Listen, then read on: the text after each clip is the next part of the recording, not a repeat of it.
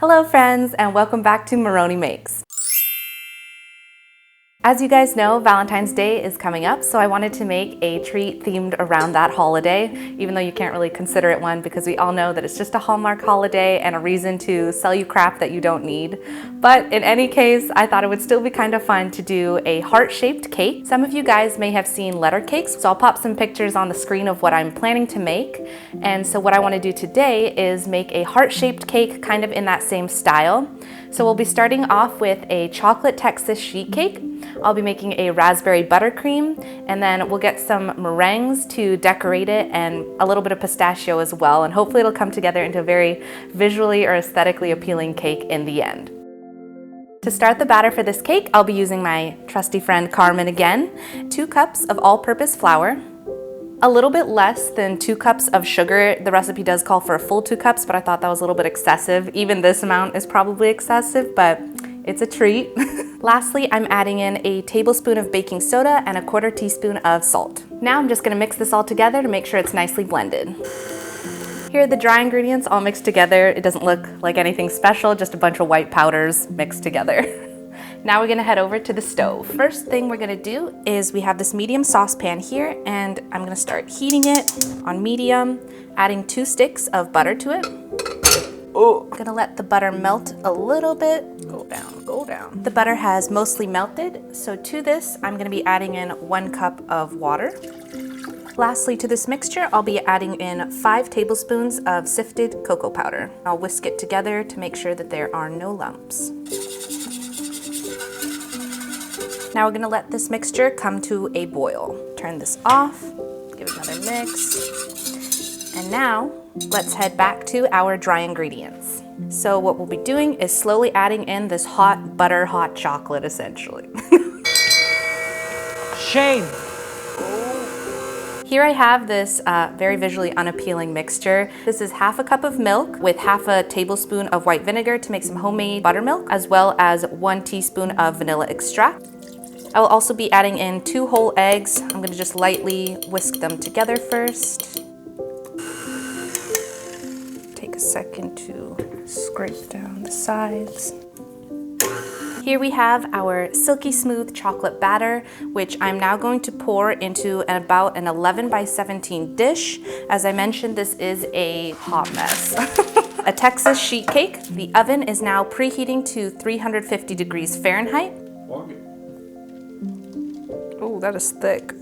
All right, the oven's now preheated, so this will go into the oven for about 20 to 25 minutes. I'll be doubling the recipe and making another one of these, so I'll see you after both the cakes are done. Here are our chocolate cakes out of the oven. I'm gonna let these now cool a little bit outside, and then I'm gonna pop them into the fridge or maybe even the freezer, because when I wanna carve out the heart shape, I'll need the cake to be a bit more firm so that I don't get a whole bunch of crumbles. So while these are gonna start cooling, let's get started on the little meringue cookies that we'll use as part of our decorations and toppings for the cake.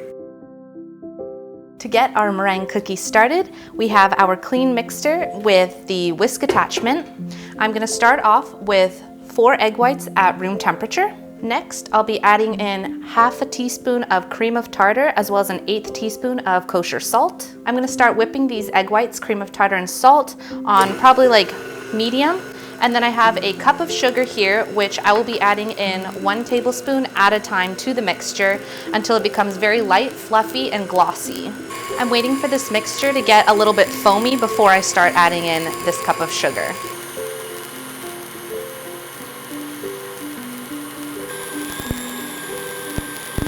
Here is the meringue mixture. You can see it's not gonna fall here. It's not gonna fall here.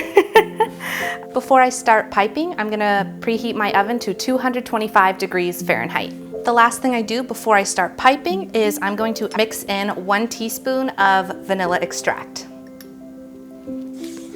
I have my prepared piping bag with a star tip at the end, which will hopefully give the meringue cookies some nice little ridges. This doesn't look strong anymore. Oh well, maybe I messed up with the vanilla extract. Guess we'll find out. Invest 3 hours into these and they might just be a mess. I just have a sheet pan here with some parchment paper on it, and I'm gonna pipe these meringues so they're about 1 inch wide as well as 1 inch tall.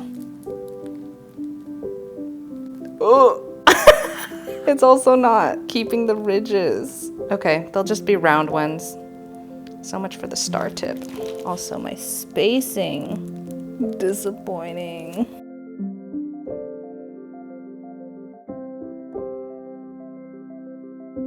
Look at this one, it's like a little witch's hat. Look at this one. Reverse witch hat. These meringue cookies are now gonna go into the oven for 1 hour. When that 1 hour is up, I will turn off the oven and then these will sit in that oven for about another hour or 2 to fully cool inside of the oven. I said oven so many times. All right, let's do this. The final component we'll need for this Valentine's Day cake is the raspberry buttercream. To get that started, I have 6 ounces of fresh raspberries that I've rinsed. I'm going to puree them in a blender and then run them through a sieve so I just get the raspberry juice. Get out of there. Blah. I'm gonna add the pureed mixture into this mixing bowl. Oh, my hands are cramping. All right, so all we have left behind in the sieve are seeds, actually. I don't think you can even see. So all that we're left with is that beautiful, smooth puree of raspberries. To that, we'll be adding in a cup of softened butter. We'll have this start mixing so it gets nicely incorporated. Next, the recipe calls for 5 cups of powdered sugar. I have it divided between 2 bowls, so I have 2.5 cups that I'm gonna add all of that immediately and have it keep mixing. And then I will add the second 2.5 cups in half-cup increments until we get the consistency that we're looking for. I'm hoping to get kind of a little bit of a firmer consistency since I do wanna pipe a design onto our cake. So we'll see how much of the second 2.5 cups I'll end up using. Let's see if we can not make a mess. It's a little bit thinner than I would like, so I'm gonna add just a couple spoonfuls of this. Still a little thinner than I would want. Okay, committed, we went with all the sugar. Here's our finished raspberry buttercream. You can see it has a really pretty pink color to it. I'm gonna have this chill in the fridge, so hopefully it'll stiffen up a little bit more, so it'll be ready to pipe once we start decorating our cake. I have still about 23 minutes left of the meringues actually baking, and then they'll cool for another hour or 2. I will see you guys in about 2 hours. Bye. Here are all the components that we're gonna be using to now assemble our cake. I made a heart stencil here that hopefully from each cake half, we can get probably like 3 halves of a heart from, and then we can get 3 layers total to build our cake levels. Here are the completed meringues. They're very light. Here you can actually like hearing them wrestle against each other.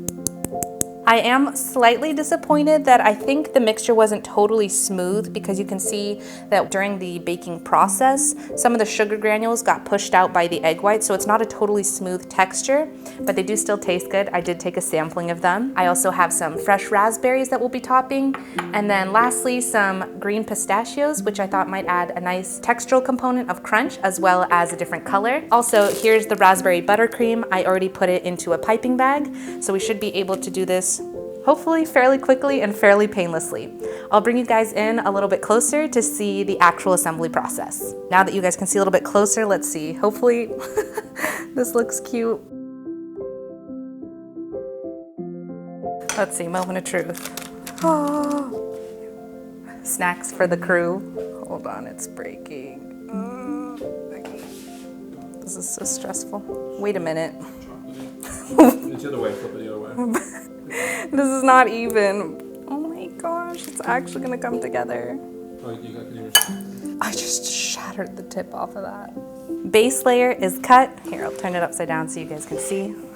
Now this I've heard is one of the main components of the letter cakes because you want to have these cute little dollops going all the way around. So you can see it once we put the cake on top, you'll still see little bulbs of frosting. Oh, that is not cute and round.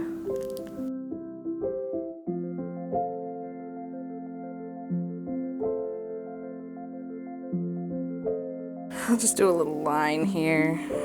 No one needs to know. If you're lucky, you'll get a slice with raspberry. The first layer. Oh God, that's gonna break, that's gonna break, that's gonna break. This is gonna be a big cake. Should I just make it a 2-layer cake instead? Round 2, fight.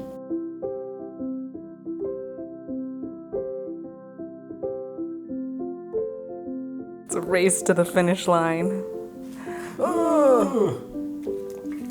Okay, now some little meringue kisses on here. I want it to look random. It's sinking here, so I'm just gonna put a little raspberry in there to prop it up.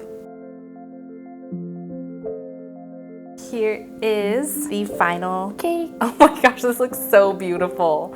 Holy cow. Here we have our final cake, which, if I do say so myself, looks really pretty, and I'm very impressed with myself. So to do the taste test, I'm not ready to commit and destroy this. So on the side with the scraps of some of the cake, I made myself a little miniature version. So we'll go ahead and taste this one. Okay, eat this drop. Raspberry. Delicious. It's just chocolate cake, raspberry buttercream. The texture, the cake's super nice. I wouldn't say it's denser than like an angel food cake, but it's definitely not heavy. And then the buttercream has this nice tartness from the raspberries, which kind of counterbalances all that powdered sugar that we put in there. But overall, visually appealing, tastes great. I'm very happy with this. I hope you guys all have a wonderful Valentine's Day, whether you're spending it with someone special or if you're spending it alone. Sending you all my love, and I'll see you in the next video. Thanks, bye.